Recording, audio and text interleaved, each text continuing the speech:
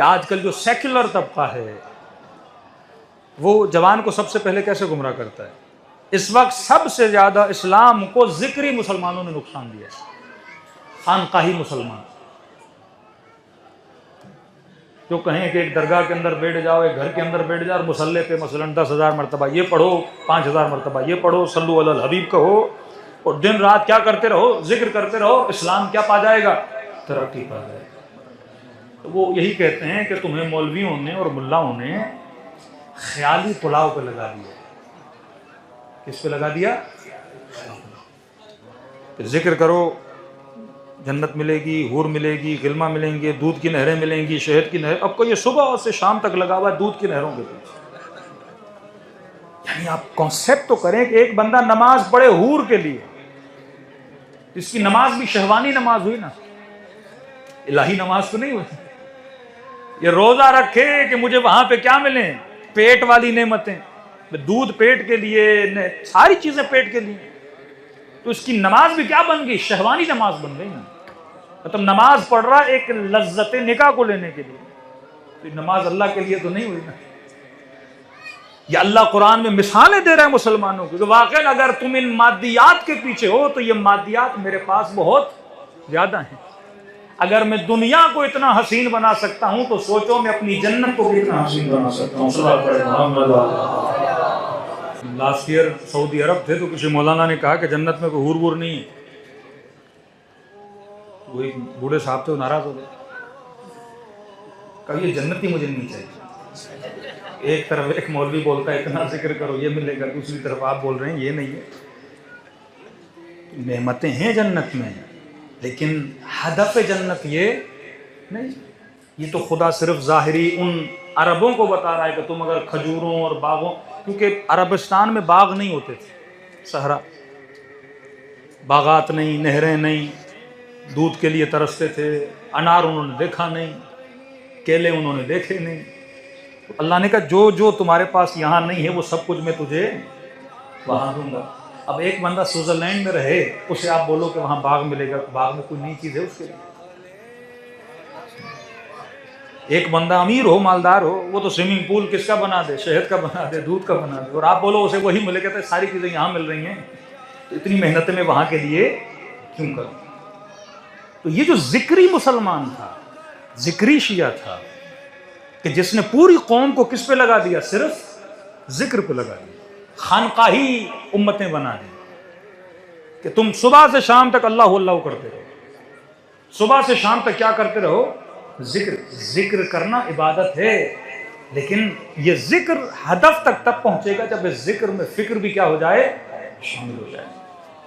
اب کہا کہ مولویوں نے تمہیں کیا دیا؟ خیالی پلاؤ دیا، کہ یہ سارے ادیان عالم جو ہیں، ریلیجنز جتنے بھی ہیں، وہ ہندوازم ہو، وہ اسلام ہو، وہ کرسچینٹی ہو، کہ دیکھو انگریزوں نے کب ترقی کی؟ جب ہم نے جوانوں کو دین سے کیا کر دیا؟ دور کر دیا، کیونکہ انہوں نے کلیسا میں اور چرچ میں ان کو خیالی پلاؤ پہ لگا دیا تھا، یہ کرو گے تو یہ ملے گا، وہ کرو گے تو وہ ملے گا۔ یہاں پہ امیر المومنین صحیح دین کی تشریح کرتے اور امام حسین، مدینے والے اپنی نمازوں میں پڑے ہوئے تھے، مکے والے اپنے حج میں لگے ہوئے تھے، اور امام حسین کربلا کی طرف جا رہے تھے۔ اگر صرف نماز پڑھنا دین ہوتا تو مولا مدینے میں بیٹھتے، اگر صرف حج کرنا، ذکر خدا کرنا، دعائیں پڑھنا دین ہوتا تو مولا کو مدینے سے نکلنے کی ضرورت تھی نہیں۔ فرمایا دین کا تصور یہ نہیں ہے، دین کمپلیٹ ایک لائف اسٹائل کا نام ہے۔ اور فصاحت و بلاغت قرآن یہ ہے کہ قرآن میں جتنی مرتبہ لفظ دنیا آیا اتنی مرتبہ لفظ آخرت آیا ہے۔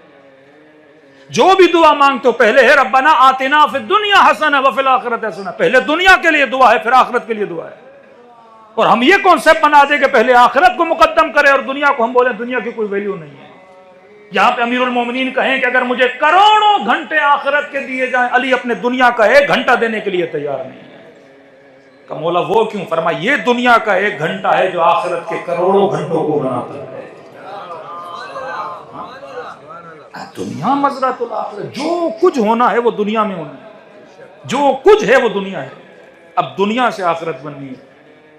اب اگر آپ یہ سوچو، یہ کانسیپٹ رکھو، صرف آج اشارہ کر رہا ہوں، تفصیل میں کل جاؤں گا، اگر صرف یہ کانسیپٹ آپ رکھیں خیالی پلاؤ والا کہ میں نماز پڑھوں گا تو نماز سے مجھے کہاں فائدہ ہوگا؟ اٹ مینس نماز دنیا میں کوئی فائدہ نہیں دے گی. میں روزہ رکھوں گا، روزے کا کہاں فائدہ ہوگا؟ آخرت. اٹ مینس روزہ مجھے دنیا میں کوئی فائدہ نہیں دے گا. اور آج کل آپ کے بچے جو ڈے بائی ڈے لاجیکل ہوتے جا رہے تو کہے گا میں ایسا کام کروں کیوں جس کا مجھے دنیا میں کوئی فائدہ ہے. میں روزہ کیوں رکھوں، بھوکھا کیوں رہوں جس کا مجھے دنیا میں کوئی فائدہ ہے. امام حسین پہ میں کیوں رہوں جس کا مجھے دنیا میں کوئی فائدہ نہیں ہے. یہ اللہ سمجھانا چاہتا ہے کہ بندے خدا، عبادت کا کوئی بھی ایسا عمل نہیں ہے جس کا دنیا میں فائدہ نہ ہو. عبادت سب سے پہلے میری دنیا بناتی ہے، اس کے بعد میری آخرت بناتی ہے. کیونکہ ایک لاجیکل کوشچن، روزہ کون رکھتا ہے؟ بدن. بھوکا کون مرتا ہے؟ بدن. اور میں کہوں مزے کون لے گا؟ روح. روزہ بدن رکھے، ساری زحمتیں، آج پورا راستہ زحمت کس نے اٹھائی؟ پتہ نہیں مشی کی کہ نہیں آپ لوگوں نے، لیکن جنہوں نے کی ہے زحمت کون اٹھا رہا ہے؟ بدن. چھالے پاؤں کو پڑے، زحمتیں بدن اٹھائے. اور کہوں مزے کون لے گا؟ روح لے گا. صبح سے شام تک اٹھک بیٹھک میرا بدن کرے نماز کے لیے، اور کہوں مزے کون لے گا؟ تو لاجیکل ہے، وہ کہے گا جب محنت بدن کر رہا ہے اور خدا بدن کو کچھ بھی نہیں دے رہا، سارے مزے روح کے لیے ہیں، اور وہ آخرت جو کسی نے دیکھی نہیں، خیالی پلاؤ بھی ہے. کیونکہ آپ پروف تو نہیں کر سکتے نا اس کو. پہلے میں نے یہاں پروف کرنا ہے کہ جو میں نماز پڑھ رہا ہوں اس کا دنیا میں فائدہ ہے، آخرت تو بعد کا معاملہ ہے. جو میں روزہ رکھ رہا ہوں اس کا دنیا میں فائدہ ہے، آخرت کو بعد کا معاملہ ہے. جو میں حجاب کرتی ہوں اس کا دنیا میں فائدہ ہے. اگر آپ صرف اپنی بیٹی کو یہ بولو گے کہ بیٹی حجاب کرو گی تو جناب سیدہ تم سے راضی ہو جائیں گی یا تجھے آخرت میں فائدہ ہوگا، وہ تو کہے گی آخرت تو بعد کا معاملہ ہے نا، مجھے فائدہ کہاں چاہیے؟ سب سے پہلے بینیفٹ دنیا میں چاہیے. صلوات پڑھے محمد علیہ وسلم. تو میں نے نوٹ کیا کسی حد تک ان اینٹی اسلام یا اینٹی ریلیجن یا سیکولر لوگوں کی باتیں صحیح ہیں، کیونکہ پوری تاریخ اسلام میں مولویوں نے واقعاً دین کو خیالی پلاؤ بنایا. یعنی کہ سجدے کرو، نماز کرو. یہ 8ویں امام کے زمانے کے بعد لوگوں نے قرآن پڑھنا چھوڑ دیا تھا. ایک پوری تحقیق ہوئی کہ ایک بندے نے ہزاروں کی تعداد میں جھوٹی حدیثیں بنائی قرآن کی آیتوں کی پڑھنے کی فضیلت میں. مثلا سورہ یوسف پڑھو گے تو جنت میں اتنے باغ بنیں گے، سورہ نساء پڑھو گے تو پتہ نہیں اتنے نہریں بن جائیں گے. اس کو کسی نے کہا بندے خدا کیوں اتنی جھوٹی حدیثیں بنا دو؟ کہا کہ اللہ مجھے ثواب دے گا کیونکہ لوگ قرآن سے دور ہو گئے، لہٰذا میں گاڑتا جا رہا ہوں. یہ کرو گے تو یہ ملے گا، وہ کرو گے تو وہ ملے گا. لیکن امیر المومنین فرماتے ہیں یہ کہنے کی ضرورت ہے ہی نہیں. اگر کوئی چیز آپ کو فائدہ دے رہی ہے آپ آٹومیٹیکلی اس چیز کی طرف بڑھو گے. اگر ڈاکٹر آپ کو کہے کہ آپ یہ ایکسرسائز کرو گے اس سے 2 سال آپ کی زندگی بڑھے گی، آپ زندگی بھر اس ایکسرسائز کو کبھی چھوڑو گے نہیں. اب آئیے میں ذرا پریکٹیکل آپ کو بتا دوں. پہلے تو یہ ذہنوں بٹھائیے دین کی کوئی بھی ایسی پریکٹس نہیں ہے جس کا دنیا میں فائدہ. آخرت بات کا سبجیکٹ ہے. آپ پہلے پروف کریں کہ اس کا دنیا میں فائدہ ہے، دین ہمیں اس کا آخرت کا بھی فائدہ ملے گا. کیونکہ جتنی عبادت کی ایکٹیویٹیز ہیں وہ کون کر رہا ہے؟ ہماری باڈی کر رہی ہے. اگر میرا بدن نماز پڑھ رہا ہے تو فائدہ بدن کو ملنا چاہیے. اگر میرا بدن روزہ رکھ رہا ہے تو فائدہ بدن کو ملنا چاہیے. اگر میرا بدن مشی کر رہا ہے تو فائدہ کس کو ہونا چاہیے؟ بدن کو ہونا چاہیے. جب بدن کو فائدہ ہوگا تو آٹومیٹیکلی پھر اس کا فائدہ عالم آخرت میں بھی مجھے ملے گا. ہاں دین یہ کہتا ہے کہ اس لیے نہ کرو کہ جسٹ بدن کے لیے. آغا قراتی کہتے ہیں کہ شدید گرمی تھی اور نگاہ پڑی نہر سے ٹھنڈا پانی جا رہا تھا. اب میں نیت کی بات کر رہا ہوں تو کہتے ہیں جب پانی پہ نگاہ پڑی، شدید گرمی بھی، بندے کو پیاس بھی، تو دل تو کرتا ہے ٹھنڈے پانی سے بندہ ذرا ہاتھ منہ دھوئے، بازو دھوئے. تو کہتے ہیں میں نہر کے کنارے گیا، 2 گھونٹ پانی پیا اور پینے کے بعد میں وضو بھی کر رہا تھا اور جب چہرے پہ پانی لگا رہا تھا تو میں لطف بھی لے رہا تھا. کیونکہ ایک تو گرمی اور جب پانی چہرے کو لگ رہا تھا تو مجھے بہت مزہ آ رہا تھا. جب وضو کر لیا سائڈ میں بیٹھا اور قراتے کہتے ہیں میں سوچنے لگا یہ وضو اللہ کے لیے تھا یا مزے کے لیے تھا؟ کیونکہ میں نے وضو سے کیا لیا؟ پھر کہتے ہیں میں نے دوبارہ جا کے وضو کیا تاکہ نیت یہ ہو کہ قرب خدا ملے. لیکن جب قرب خدا ملے گا تو دنیا بھی بنے گی، آخرت بنے گی. اب مولا علی کا ایک فرمان سنیے. مولا فرماتے ہیں ہمارے شیعوں کی نشانیوں میں سے ایک نشانی یہ ہے کہ شیعہ دن میں 51 رکعت نماز پڑھتے ہیں، مستحبات اور واجبات کو ملا کے. کتنی نمازیں؟ 51 रकात नमाज। और आप किसी भी पढ़े लिखे डॉक्टर के पास जाएं, बोले मैंने बीमारियों से बचना है, तो कहता है मिनिमम आपने 1 आवर क्या करनी है, फिजिकल एक्सरसाइज करनी है।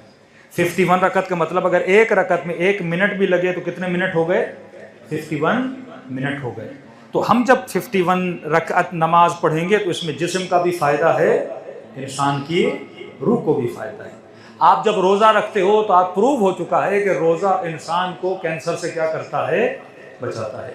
आप जब सजदे में जाते हो तो सबसे ज़्यादा ब्लड सर्कुलेशन किस में होती है, इंसान के ब्रेन में होती है। आज कहते हैं कि अगर आपने ब्रेन हेमरेज से बचना है, अल्जाइमर से बचना है या ब्रेन ट्यूमर से बचना है, तो कहते हैं इंसान अपने सर को नीचे करे, टांगे ऊपर करे, ताकि चंद मिनट के लिए ब्लड पूरा कहाँ पे आ जाए, ब्रेन में आ जाए। और फिर मौला अमीर फरमाते हैं कि जब बंदा सजदे में होता है तो सबसे ज़्यादा अल्लाह के करीब होता है। तो सजदा कुर्ब खुदा भी लाता है और जिस्म की सेहत भी लाता है। तो अगर नस्लों को ये बताओगे, दीन का ये एंगल दिखाओगे कि मेरे लाल अगर ये करोगे तो फायदा तुम्हें भी है, आखिरत में भी। अब औरत पे खुदा ने हिजाब को वाजिब किया, ठीक है। जिस चीज की डिमांड हो उसकी वैल्यू होती है।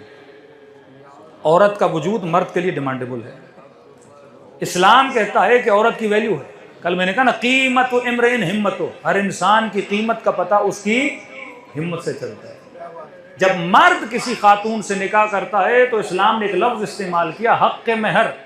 महर कहते हैं मोहब्बत को, कि औरत अपनी मोहब्बत का हक दरियाफ्त करेगी, यानी फ्री में किसी को मोहब्बत नहीं देगी।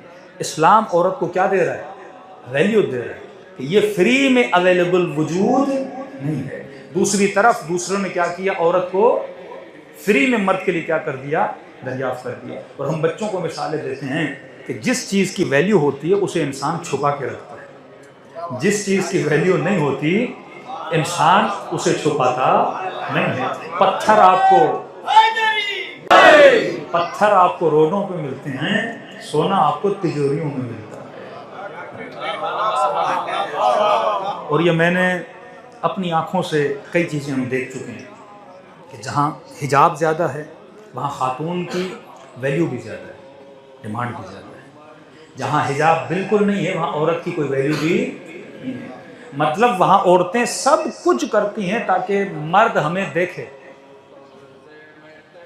फिर भी नहीं देखते क्योंकि इतनी खवातीन अवेलेबल हैं, उसको देखने की ज़रूरत क्या है। और ऐसे ऐसे काम करती हैं, वो कानों में सोराख, ऐसे ऐसे किस्म का मेकअप करती हैं ताकि मर्द की हमारी तरफ क्या हो, तवज्जो। यूके में खातून ने अपने बाल कटवा दिए, गंजी हो गई। लोगों ने कहा औरत का हुस्न बाल है, आपने बाल क्यों कटवाए? न कटवाती तुम लोग देखते मुझे सिर्फ इसलिए कि लोग देखें, वो क्या हो गई, गंजी हो गई। लेकिन मुस्लिम खातून को ये सब कुछ करने की जरूरत नहीं है। अल्लाह ने हिजाब में ही उसके हुस्न को रखा हुआ है।